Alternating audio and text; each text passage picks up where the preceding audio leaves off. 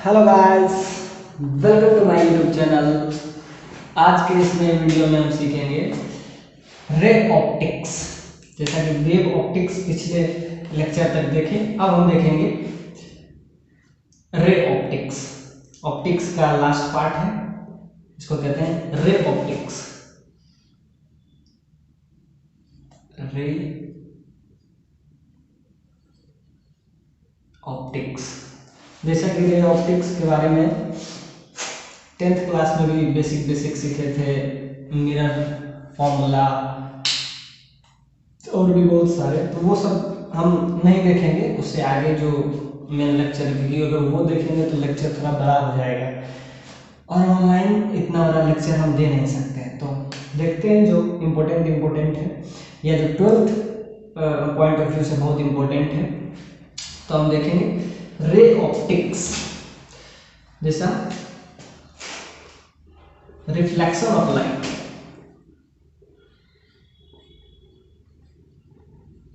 Reflection of light.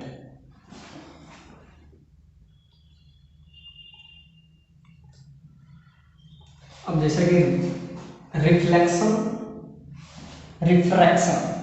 Reflection तक तो हम 10 तक देख लिए थे, हम रिफ्रैक्शन देखेंगे। एक मीडियम से दूसरे मीडियम में जब लाइट जाता है तो नॉर्मल टुवार्ड्स द नॉर्मल या अवे फ्रॉम नॉर्मल, तो क्या है रिफ्रैक्शन।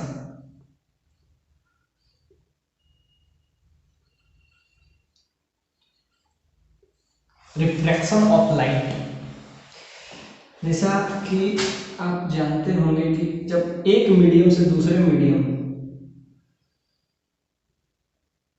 ये लाइट एक मीडियम से जब दूसरे मीडियम जाता है तो इस पॉइंट पे हम क्या करेंगे, नॉर्मल। तो ये हो गया इंसिडेंस। अब देखिए ये जो है इस पॉइंट पे नॉर्मल है।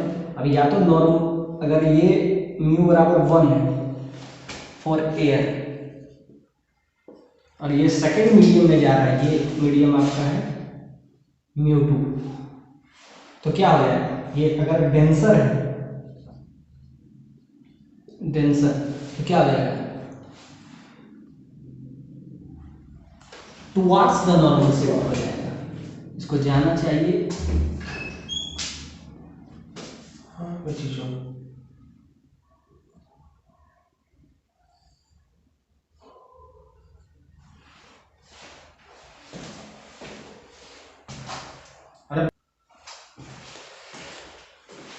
लॉ ऑफ रिफ्रैक्शन में देख रहे थे कि जब एक मीडियम से दूसरे मीडियम, जब लाइट एक मीडियम से दूसरे मीडियम जाता है और मीडियम अगर रेयर से डेंसर में जाता है तो टुवार्ड्स द नॉर्मल की तरफ थोड़ा झुक जाता है और इधर जाना चाहिए था इसको लाइट, अगर रिफ्रैक्ट नहीं करता, लेकिन इसके वजह से टुवार्ड्स द नॉर्मल की तरफ आता है। कब, जब ये डेंसर मीडियम हो। यही अगर रेयर मीडियम से डेंसर मीडियम जाए तो ये लाइट में एक रूल है, लॉ ऑफ रिवर्सिबिलिटी।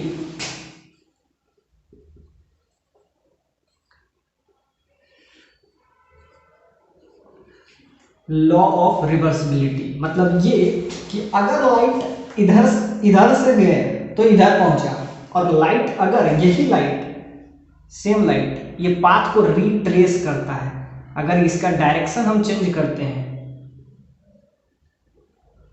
तो ये पाथ को चेंज कर लेता है। मतलब कि ये लॉ ऑफ रिवर्सिबिलिटी ये किसके लिए वैलिड है, ओनली फॉर रे ऑप्टिक्स के लिए।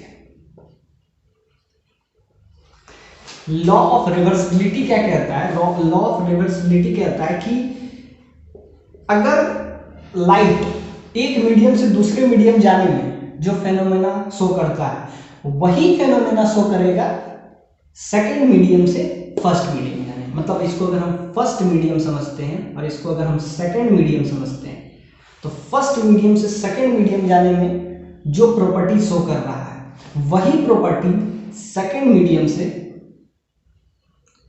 फर्स्ट मीडियम में जाने में शो करेगा। मतलब कि ये पाथ को हमेशा रिट्रेस करता है,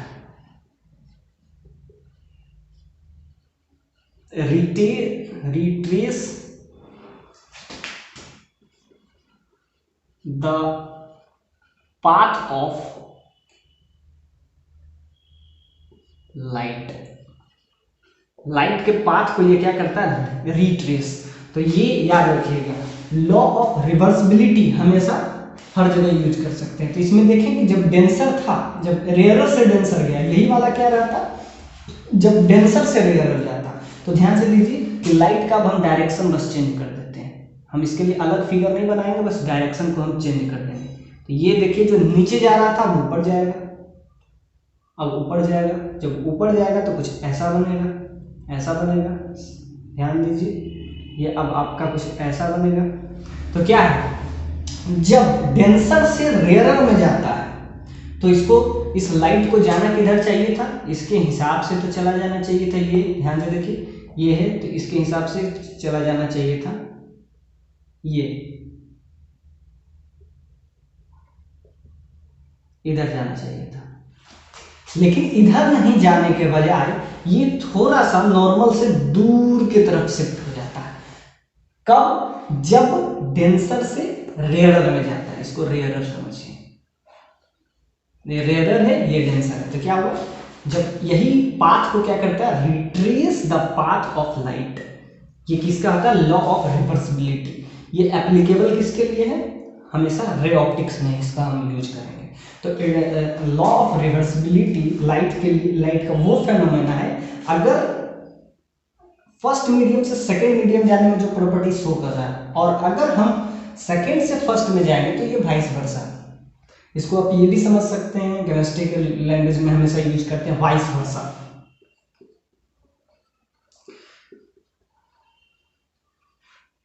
मतलब ए से बी जाने में जो प्रॉपर्टी शो कर रहा है, वही प्रॉपर्टीज बी से ए आने में भी शो करेगा।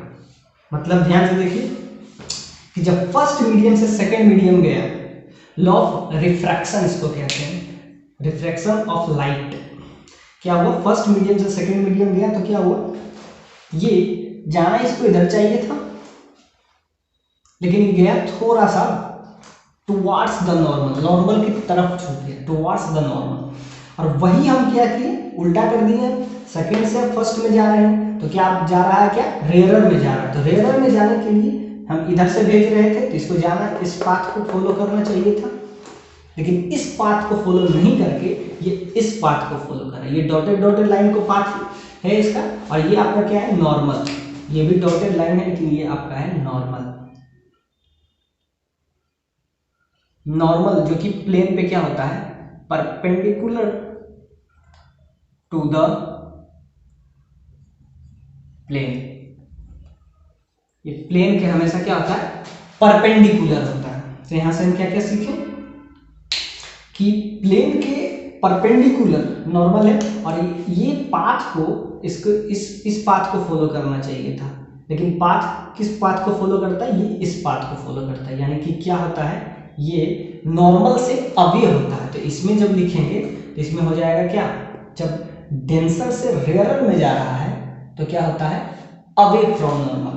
और जब रेयरर से डेंसर जाता है तो क्या होता है, इस पाथ को इसको फॉलो करना चाहिए था, इस पाथ को फॉलो करना चाहिए था। यहाँ से आ रहा है तो इस पाथ को, इस डॉटेड डॉटेड लाइन से जो है डिनोट कर रहे हैं, डॉटेड डॉटेड लाइन से इधर जाना चाहिए था इसको, लेकिन ये इधर जाके नहीं, थोड़ा सा नॉर्मल से टुवार्ड्स द नॉर्मल हो जाता है। तो ये प्रॉपर्टीज है रिफ्रैक्शन। रिफ्लेक्शन तो आप यूजुअली 10th क्लास में पढ़ चुके हैं, लेकिन रिफ्रैक्शन भी पढ़े, लेकिन इसको थोड़ा सा और में। और ये लॉ ऑफ रिवर्सिबिलिटी ये हर हमेशा लगेगा, इसके लिए आप इंश्योर रहिए। क्या है लॉ ऑफ रिवर्सिबिलिटी, क्या है, लाइट जो है रिट्रेस करता है पाथ को, retrace the path of light. मतलब ए से बी जाने में जो पाथ है वही, अगर ये हम आगे भी देखेंगे स्नेल्स लॉ में भी हर जगह ये पाथ को हमेशा फॉलो करेगा। तो याद रखिएगा लॉ ऑफ रिवर्सिबिलिटी ये हमेशा रे ऑप्टिक्स में यूज होगा, retrace the path of light. यानी ए से बी जाने में जो पाथ फॉलो करेगा वही बी से ए जाने में करेगा। सो नो चेंज अबाउट तो लॉ ऑफ रिवर्सिबिलिटी हर जगह एप्लीकेबल है। पहला तो हमने आपको रिफ्रैक्शन में यूज करके दिखाया, दो फिगर इसलिए नहीं बनाए क्योंकि जो ए से बी जाना है वही बी से ए जाने में लगेगा, एक टुवार्ड्स द नॉर्मल है, एक अवे द फ्रॉम। तो रिफ्रैक्शन में क्या है, light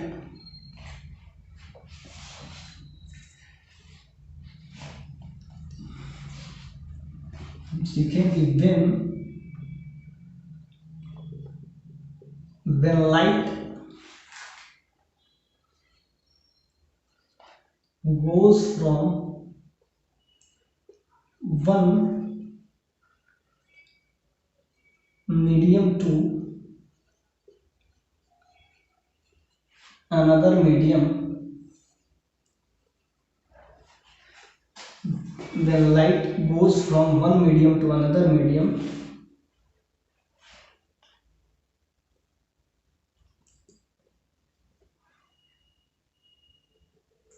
it deflects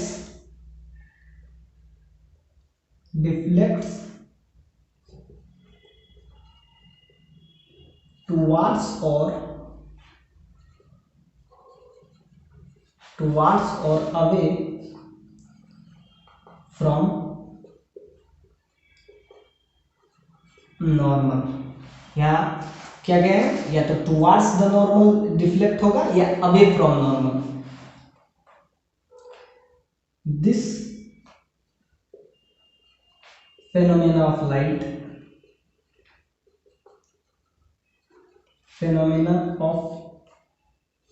light is called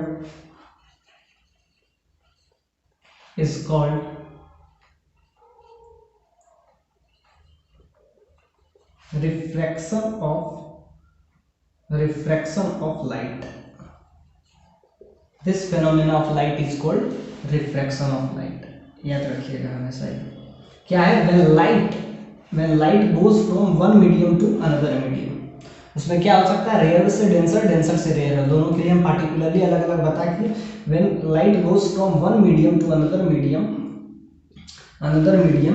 it deflects towards or away from normal,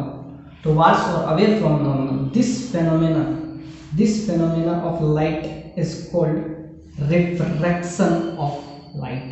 light के इसी फेनोमेना को हम नाम क्या देते हैं, रिफ्रैक्शन ऑफ लाइट। आगे देखते हैं Snell's law.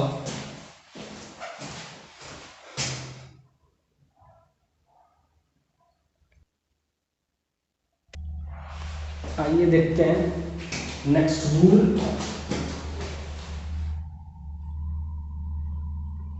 Law of refraction.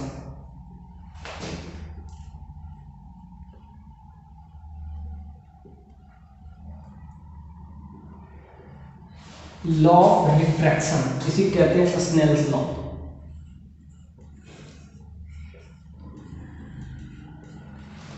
Law of refraction, जैसा कि ये 10th में भी थोड़ा सा इसका यूज था, लेकिन स्नेल्स लॉ रे ऑप्टिक्स का बहुत ही इम्पोर्टेंट टॉपिक है, क्योंकि इस टॉपिक को अगर आप नहीं समझिएगा तो इसके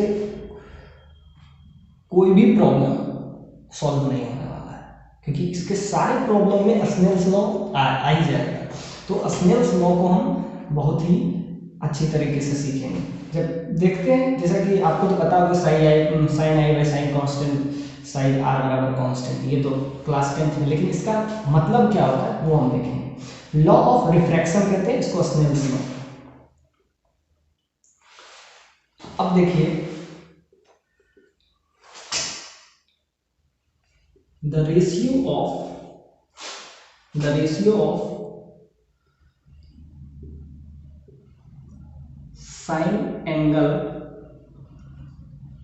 of incidence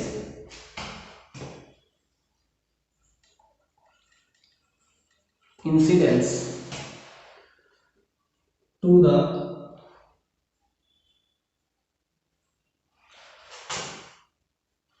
sine angle, the ratio of sine angle of incidence to the sign angle of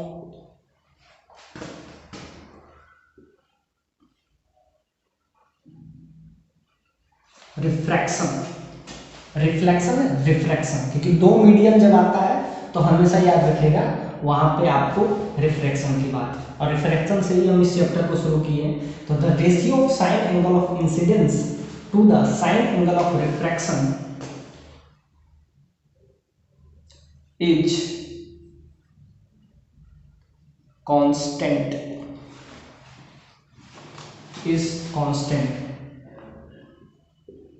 is constant. This constant is equal to the, this constant is equal to the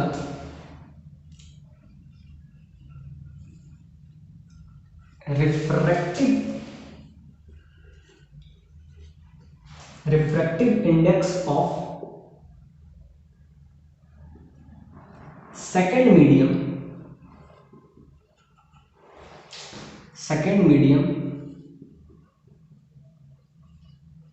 divided by refractive index of first medium। ये है आपका क्या, Snell's law.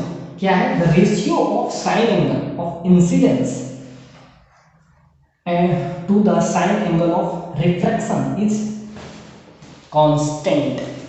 अब this constant value is equal to refractive index of second medium divided by refractive index of first medium, यानी second medium divided by, तो इसी लिख सकते हैं आप sine I, sine angle of incidence sine I,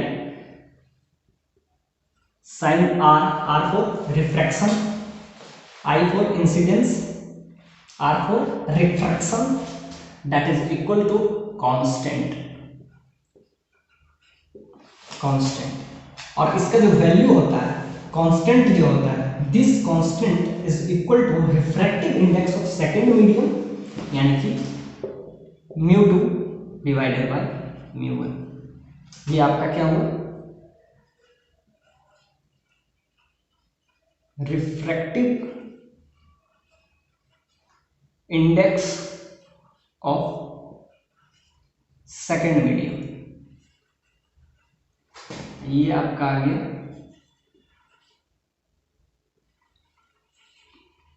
refractive index of first medium. तो क्या आया, sine i by sine are बराबर कांस्टेंट, और ये कांस्टेंट वैल्यू जो है μ2 बाई μ1 के बराबर होता है। जैसा कि आप ध्यान से देखिए, इसको ऐसे आप समझ सकते हैं, लाइट जो है ये आपका μ1 है, ये आपका μ2 है। आया, कुछ इंसिडेंस होगा, आई इंसिडेंस है। अब देखिए, ये अगर डेंसर मीडियम है तो ये थोड़ा सा नॉर्मल की तरह टुवर्ड्स द नॉर्मल हो जाएगा, ये आपका हो जाएगा एंगल ऑफ इंसिडेंस। तो अगर इसका हम निकालते तो sine I by sine are बराबर μ2 बाय μ1। इसको आपस में अगर क्रॉस मल्टीप्लिकेशन करें तो क्या आएगा, μ1 साइन आई बराबर μ2 साइन आर। तो ये अब हमको याद रखना पड़ेगा। ये तो आपको क्या है, बाय फॉर्मूले से आया, sine I by sine are बराबर constant μ2 by μ1, refractive index of second medium divided by refractive index of first medium. मतलब याद रखिएगा इसको। अब इतना तो आपको डेफिनेशन है, लेकिन आपको बस ये याद रखना पड़ेगा, ये आपको इम्पोर्टेंट है। क्या कि जिस मीडियम में हम जाए उसका एंगल देखना है कि वो नॉर्मल के साथ कितना एंगल बना रहा है, और उसी का हम क्या देखते हैं, रिफ्रैक्टिव इंडेक्स। तो अब जब भी हमको स्नेल्स लॉ लगाना है तब इसमें हम पूरा इसका फॉर्मूला हम याद नहीं रखते। अब हमको सिंपल सा बात है, जब हमको स्नेल्स लॉ यूज करना हो, ये तो आपको बस एज ए डेफिनेशन है कि the ratio of the sine angle of incidence to the sine angle of refraction is constant, this constant is equal to the refractive index of second medium divided by refractive index of first medium. Sine I by sine are बराबर constant, और ये constant value क्या है, म्यू2 bye म्यू1 के equal. अब ध्यान से देखिए, अब हम इसको सिंपली यूज करेंगे, जैसा कि ये है।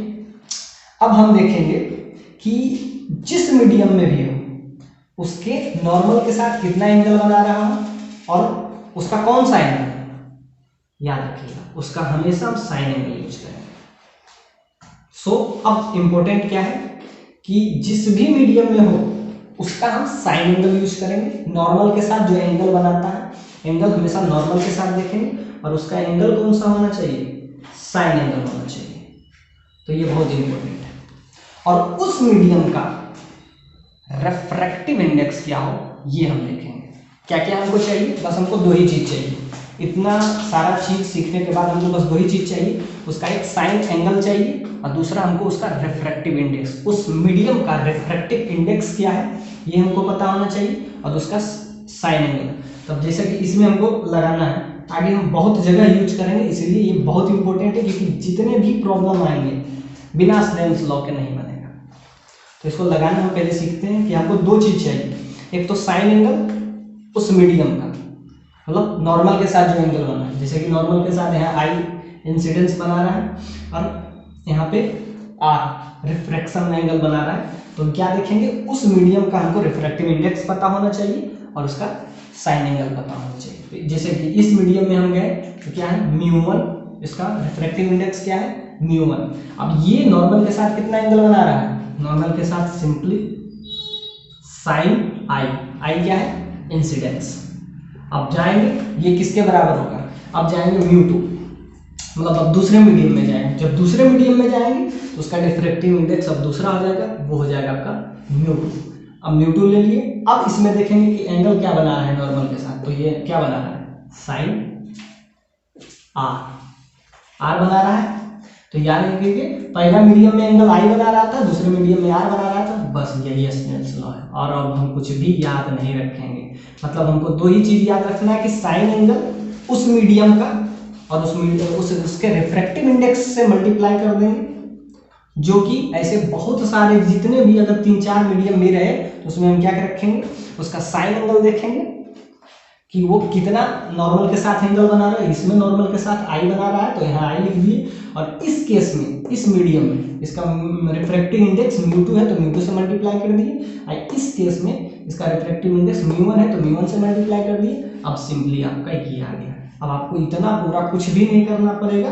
अब क्या, सिंपली आप जाइए, अब ध्यान से देखिए, अब देखिए कि रिफ्रैक्टिव इंडेक्स कितना है, म्यू1। अब उसके देखिए कि साइन एंगल कितना बना रहा है, तो साइन आई बना रहा है, और साइन आई बना रहा है। अब देखेंगे सेकेंड मीडियम, उसका में रिफ्रैक्टिव इंडेक्स म्यू2, और उसका हम क्या देखेंगे, रिफ्रैक्टिव इंडेक्स म्यू2। अब वो साइन एंगल कितना बना रहा है, साइन आर। बस ये आपका हो गया, बस यही स्नेल्स लॉ है। अब इसका यूज हम बार बार करेंगे, इसका यूज हम कभी नहीं करेंगे। Sine I by sine are बराबर कांस्टेंट, ये बस जब हम 10th क्लास में पढ़ते थे तो ये हम यूज करते थे, लेकिन अब जब आ रहे हैं, जब हायर क्लासेस में, तब आपके लिए बस ये एप्लीकेबल होगा कि जिस मीडियम में जाए उसका रिफ्रैक्टिव इंडेक्स हमको पता हो, और वो नॉर्मल के साथ कितना एंगल बना रहा है, साइन आई, और फिर सेकेंड मीडियम का रिफ्रैक्टिव इंडेक्स मल्टीप्लाई किए और उसका साइन एंगल। बस यही इंपॉर्टेंट है। This is the Snell's law. All this terminology का अगर कंक्लूजन हम निकालें तो कंक्लूजन आपका यही टर्म निकला कि आपको याद रखिए। यहाँ पे हम लिख देते हैं स्टार लगा के,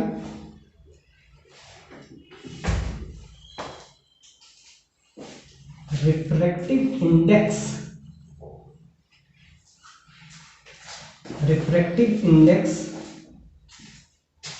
of that medium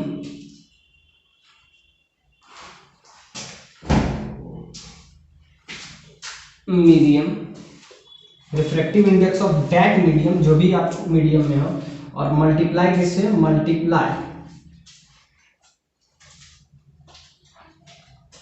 multiply by its sine angle, multiply by its sine angle with normal, with normal. तो अब आपको बस इतना ही याद रखना पड़ेगा कि refractive index of that medium को मल्टीप्लाई करते हैं उसके साइन एंगल, साइन एंगल किसके साथ एंगल बनाएगा, नॉर्मल के साथ एंगल बनाएगा। तो अब हम स्नेल्स लॉ में बस इतना ही याद रखेंगे क्योंकि इसका यूज बहुत है। सो आई थिंक आपको समझ में आ गया हो। तो move on the next topic.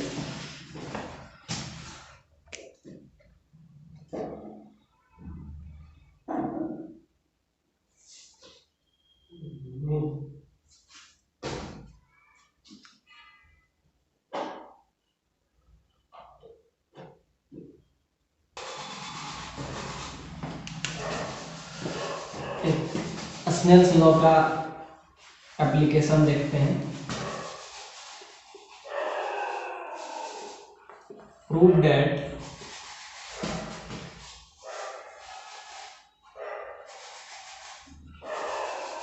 emergent ray is parallel emergent ray is parallel to the incident ray. Emergent ray is parallel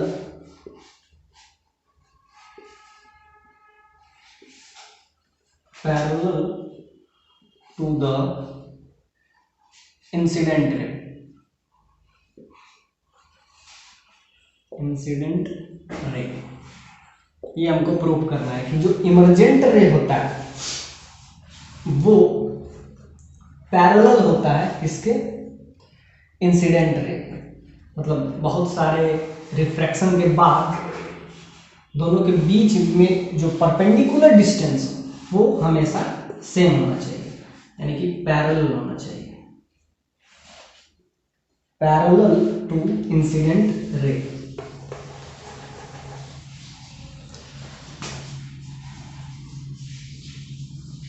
इसमें हम देखेंगे 2-3 बार हमको स्नेल्स लॉ यूज करना पड़ेगा पैरेलल टू द इंसिडेंस, जैसा कि फिगर में देखते हैं। लाइट आया, incident of this light at this point, this particular point, ये आपका हो गया इंसिडेंस। अब ध्यान देंगे इसमें एक बार रिफ्रैक्शन होगा, जाना चाहिए इसको ऐसे, लेकिन ये जाएगा थोड़ा सा टुवार्ड्स द नॉर्मल, ये आपका हो जाएगा कैपिटल आर। अब यहाँ पे हम फिर एक बार रिफ्रैक्शन करवाते हैं, 2-3 रिफ्रैक्शन करवाएंगे। अब फिर ये यहाँ पे इंसिडेंस बनेगा, ये आपका हो जाएगा इस केस में इंसिडेंस। तो ये ध्यान दीजिए, ये आर है तो ये भी आर हो जाएगा। अब ध्यान से देखिए, फिर ये रिफ्रैक्ट करेगा इसके केस में, तो इसको फिर हम एक बार और रिफ्रैक्शन करवाते हैं। इसको जाना चाहिए था, ये यहाँ तक पहुँचा, इसको जाना चाहिए था ऐसे, लेकिन थोड़ा सा और डेंस इसमें हम यूज किए, फिर टुवार्ड्स द नॉर्मल हो जाएगा, ये फिर टुवार्ड्स द, ये इसके केस में आर हो। फिर हम एक और मीडियम यहाँ लेते हैं, फिर इसका रिफ्रैक्शन करवाते हैं, एक और मीडियम है। अब इसके, अब ध्यान से देखिए, ये आपका फिर आई हो जाएगा, न्यू आई। तो ये देखिए इसके लिए फिर आई, फिर इसको अगर हम फिर डेंस मीडियम करवाते हैं तो क्या हो जाएगा, इसको जाना चाहिए था ऐसे, ये इस पाथ को फॉलो करेगा, तो फिर यहाँ रिफ्रैक्शन, यानी कि हम 3 मीडियम यूज किए, 3 बार हम रिफ्रैक्शन यूज किए। तो अब इसका जो लाइट है ये इस टाइप से जाएगा, और पहले किधर जा रहा था, पहले इधर जा रहा था, इसको हम आगे एक्सटेंड करेंगे। और अब जो जा रहा है ध्यान दीजिए, एंगल ऑफ इमर्जेंट रे जो लास्ट में निकलता है इसको कहते हैं इमर्जेंट रे।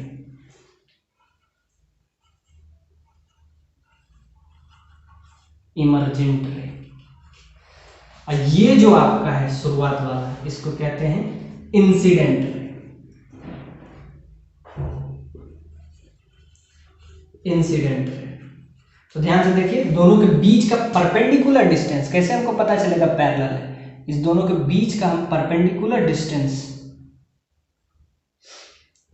ये हमेशा कांस्टेंट होगा। इसको डी से, कैपिटल डी से हम डिनोट करते हैं, स्मॉल डी से डिनोट किए।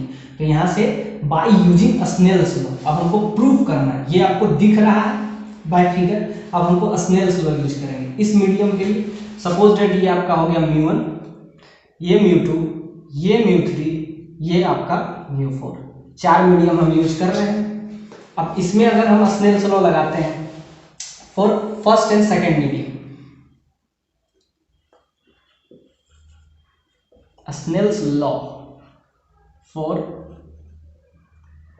μ1 and μ2, μ1 और μ2 के लिए लगाएंगे तो देखेंगे इसका एंगल, अगर ध्यान से देखिए हर का एंगल अलग अलग अगर हम देखें, इसका I1 ये R1, ये ध्यान से देखिए ये आपका जाएगा I2, ये हो जाएगा आपका, ये जब I2 हुआ तो ये आपका R2 हो जाएगा, ये आपका I3 हो जाएगा, ये आपका I3 हुआ तो ये हो जाएगा R3, यानी 3 angle I1, I2, I3, 3 angle है।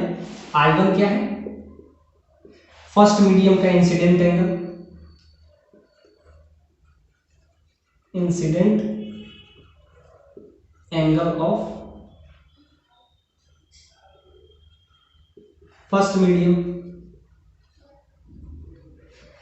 I2 इस तरीके से, अगर हम R2 की बात करें R1 तो ये हो जाएगा refractive index of, refracting angle, refractive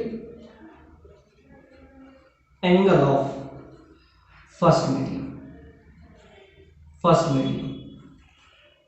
इस तरीके से सारा हो जाएगा। ऐसे ही हम R2 के यूज हो जाएंगे, वो हो जाएगा सेकेंड मीडियम के लिए, ऐसे थर्ड मीडियम के μ1, μ2, μ3। अब हमको क्या यूज करना है, प्रूफ करना है। स्नेल्स लॉ क्यों इंपॉर्टेंट है 2 मिनट पहले हम बताए थे, अब ध्यान से देखिए, बिना स्नेल्स लॉ के आप आगे बढ़ ही नहीं सकते हैं। क्या करना है, प्रूव दैट द इमर्जेंट रे, ये डी कैपिटल डी है, ये पैरेलल है, ये आपको प्रूफ करना पड़ेगा। और प्रूफ किससे करेंगे, यूजिंग द स्नेल्स लॉ। तो ध्यान से देखिए, I1 हम यूज किए, सबके लिए अलग अलग यूज किए, ये I1 है तो ये R1 है, ये I2 है तो ये R2 है, ये I3 है तो ये R3 है। अब हमको 3 इक्वेशन आएगा, तीनों इक्वेशन से हमको यूज करना है। हम जैसा कि बताए थे स्नेल्स लॉ में, आप जाइए मीडियम का रिफ्रैक्टिव इंडेक्स पता कीजिए। इसका रिफ्रैक्टिव इंडेक्स μ1 है, इसका एंगल क्या है sin I1 जो कि इक्वल होगा, आप जाते हैं सेकेंड मीडियम में जाएंगे, इसका रिफ्रैक्टिव इंडेक्स आपको μ2 मिला, μ2 मिला, और इसका अगर हम निकालेंगे तो साइन एंगल क्या, साइन के साथ एंगल क्या बना रहा है R1। इक्वेशन फर्स्ट ये आ गया आपका।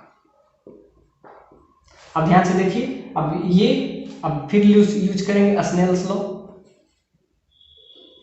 स्नेल्स लॉ अब हम यूज करेंगे किसके लिए, μ2 और μ3 के बीच में, जैसे हम यूज करते जाएंगे।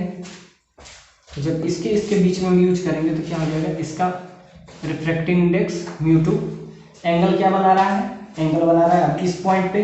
देखिए स्नेल्स लॉ हमेशा यूज करते हैं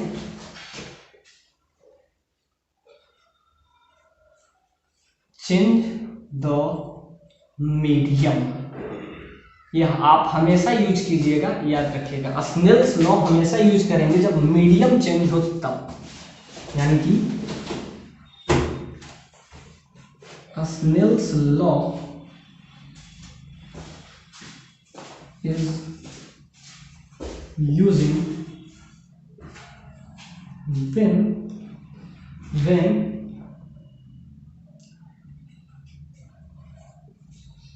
medium is changing, medium is changing. जब मीडियम चेंज हो तभी आप स्नेल्स लॉ यूज कर सकते हैं। सकते हैं, यानी दो मीडियम के बीच में जब रिफ्रैक्शन करवाना हो तभी हम यूज करते हैं, हर जगह नहीं यूज करना है। कहाँ यूज करना है? जब मीडियम चेंज हो और इस पॉइंट पे आप लगाएं तो फिर इस पॉइंट पे लगाएं। फिर जैसे इस पॉइंट को अगर नाम हम दे देते हैं, सपोज दैट ये 1 है, और इसको अगर हम नाम दे देते हैं 2, 2, इसको अगर नाम हम दे देते हैं 3, तो आपको किस किस पॉइंट पे यूज करना है? Snell's law applicable only for the changing of medium. It is only applicable for changing the medium. तभी एप्लीकेबल होता है जब मीडियम चेंज करता है, ऐसे नहीं। यानी कि किस किस पॉइंट के लिए? पॉइंट 1 के लिए आप यूज कर सकते हैं, 2 के लिए यूज कर सकते हैं, और आप मीडियम 3 के लिए 3 पॉइंट तक आप यूज कर सकते हैं। तो 3 इक्वेशन आ जाएगा। अब ध्यान से देखिए, इस पे लगाएंगे तो इसका रिफ्रैक्टिव इंडेक्स क्या है? μ2। एंगल क्या है? साइन के साथ एंगल ये बना रहा है, साइन के साथ I2 एंगल बना रहा है।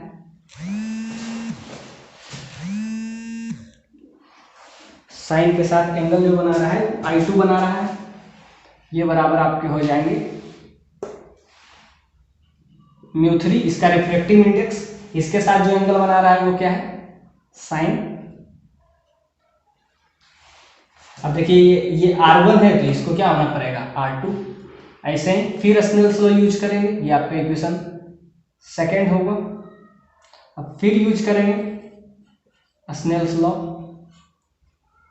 अब ये हो जाएगा, ये क्या था? अब फिर यूज करेंगे इसके बीच में 0.3 के लिए, ये 1 के लिए यूज किए, या हम 2 के लिए यूज किए। अब हम ये याद 0.3 के लिए 1, 2, 3। अब इस पॉइंट के लिए हम यूज करेंगे तो क्या आ जाएगा? इसका क्या है रिफ्रैक्टिव इंडेक्स? μ3। एंगल क्या बना रहा है? एंगल जो बना रहा है क्या? साइन I3 बना रहा है। इसका क्या है रिफ्रैक्टिव इंडेक्स? μ4। और आप क्या बना सकते हैं? μ4, और यहां से एंगल आ जाएगा साइन R3। तो ध्यान से देखिए, अब आपस में सारा बराबर है। ध्यान से देखिए, 2 वाला जो है μ2 साइन R1, इस तरीके से आप यूज कीजिए तो आपको क्या मिल जाएगा? अब इक्वेशन फ्रॉम लिखेंगे, equation first, second and third we will get. अब ध्यान से देखिए, 3 इक्वेशन है, 3 वेरिएबल है, आपको सिंपली दिख जाएगा μ1 साइन I जो इक्वल है इसके। अब ध्यान से देखिए μ2 साइन I2, यहाँ ये इसके बराबर है। इससे हम हर तरीके से यूज करते जाएंगे और आपको क्या मिल जाएगा? अब कांस्टेंट मिल जाएगा, जिससे आप अब इक्वेशन आपका 3 इक्वेशन है, और इस तरीके से आप इक्वेशन यूज करते जाइएगा तो आपका क्या होगा? फर्स्ट इक्वेशन जो हो जाएगा लास्ट इक्वेशन के बराबर हो जाएगा। क्या फर्स्ट इक्वेशन क्या है? साइन I, जो कि इक्वल हो जाएगा लास्ट वाला। ये देखिए, इसका फर्स्ट, इसका लास्ट, 3 इक्वेशन है, 3 वेरिएबल, वहां से आप यूज करते चले आइएगा। तो यहां से आ जाएगा μ4 साइन E1 है, तो इसको कितना होना पड़ेगा? इसका होना पड़ेगा, ये साइन I है, तो यहां से आपको आ जाएगा I3। तो ये आपका है। और जैसा कि ये अगर एयर है, सपोज दैट ये एयर से आ रहा है इंसिडेंट, तो लास्ट में क्या होगा? मीडियम से रिफ्लेक्ट होने के बाद ये μ2 भी लास्ट में एयर ही बचेगा। तो μ1 तो इस हिसाब से क्या हो जाएगा? μ1 भी वही हो जाएगा जो μ4 हो जाएगा। तो यहाँ से क्या आ जाएगा? μ1 बराबर μ4। तो यहाँ से क्या आ जाएगा? साइन I1 बराबर साइन I3। तो यहाँ से क्या हो जाएगा? Hence I1 is equal to I3। बस यही तो है, दिस इज प्रूफ। अब क्या होगा? दोनों पैरेलल है, पैरेलल में के बीच में क्या होता है? एंगल क्या होता है? हमेशा कॉरस्पॉन्डिंग एंगल सेम होता है।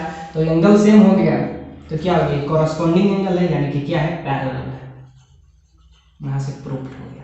तो क्या हम सीखे कि prove that the emergent ray is parallel to the incident ray. और वो कैसे सीखे? स्नेल्स लॉ का 3 यूज हम सीखे।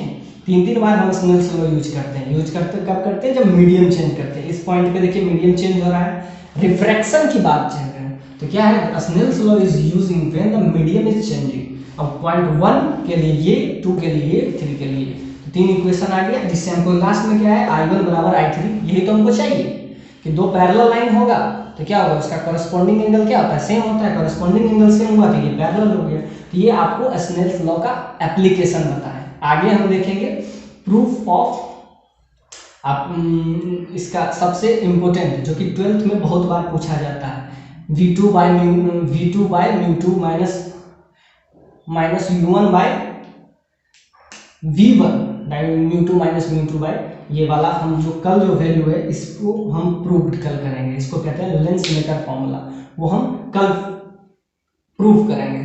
आज के लिए इतना काफी है। So thank you for watching this video. Like share and subscribe.